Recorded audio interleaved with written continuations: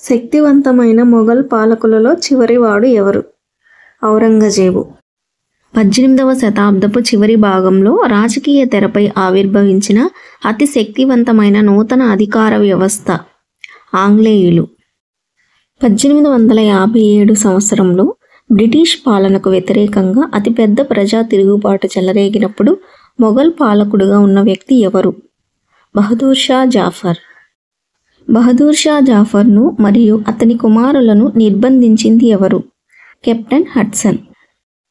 ఫర్మానా అనగా ఒక రాజశాసనం లేదా రాజ ఆజ్ఞ అని అర్థం.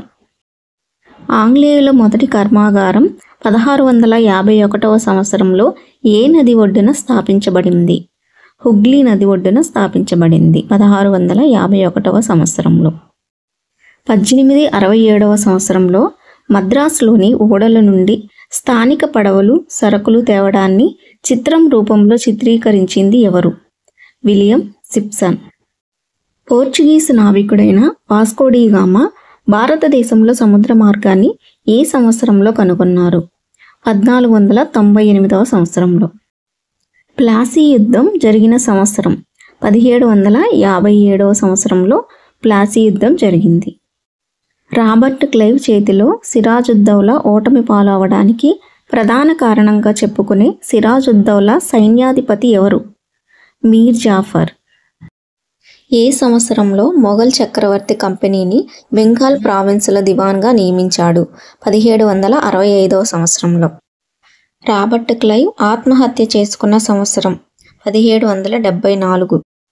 ఏ యుద్ధం తర్వాత ఈస్ట్ ఇండియా కంపెనీ భారతీయ రాజ్యంలో తన రాజ్య ప్రతినిధులను నియమించడం ప్రారంభించింది?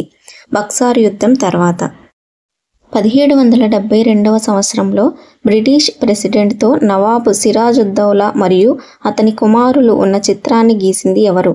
టిల్లే కేటిల్. మైసూరు రాజ్యం ఏ తీరంలో జరిగే లాభదాయకమైన వర్తకాన్ని తన నియంత్రణలో ఉంచుకుంది? మలబార్ తీరం. టిప్పు సుల్తాన్ భారతదేశంలో ఉన్న ఏ యూరోపియన్ల సహాయంతో తన సైన్యాన్ని ఆధునీకరించుకున్నాడు? ఫ్రెంచ్ వారి సహాయంతో. కారన్ వాలిస్ టిప్పు సుల్తాన్ కొడుకులను బందీలుగా తీసుకువెళ్లడం గురించి 1793లో చిత్రాన్ని గీసింది ఎవరు? డానియల్ ఓరం. మూడవ పానిపట్టు యుద్ధం ఏ సంవత్సరంలో జరిగింది? 1761వ సంవత్సరంలో. రెండవ ఆంగ్ల మరాఠా యుద్ధం ఏ సంవత్సరంలో జరిగింది? 1803 నుంచి 1805.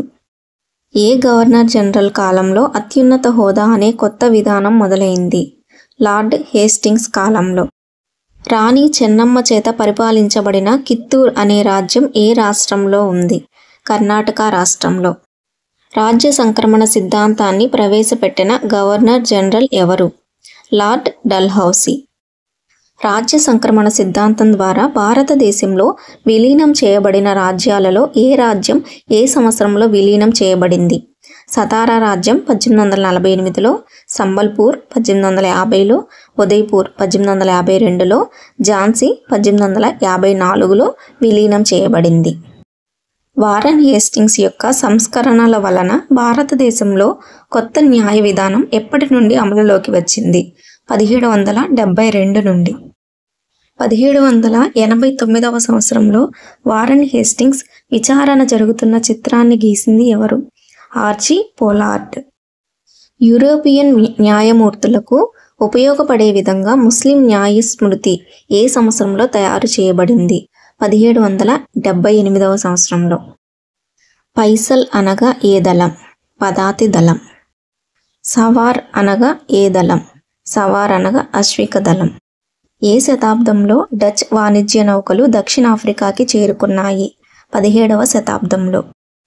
వారన్ హేస్టింగ్స్ భారతదేశానికి గవర్నర్ జనరల్గా పనిచేసిన కాలం 1773 నుంచి 1785 వరకు.